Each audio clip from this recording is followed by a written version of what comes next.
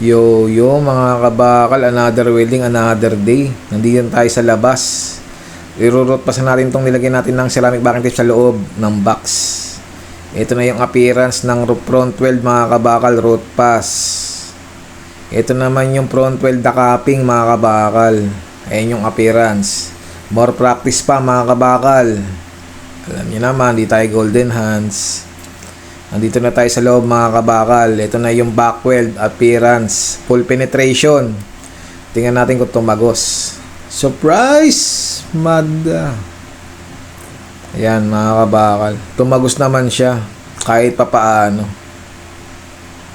Saka ang pinaka-importante sa lahat, bukod sa tumagos, walang welding defects, walang blowhole, walang undercut. All goods yan mga kabakal. Palag-palag na yan. Konting flash grind. Let's go. Count me in.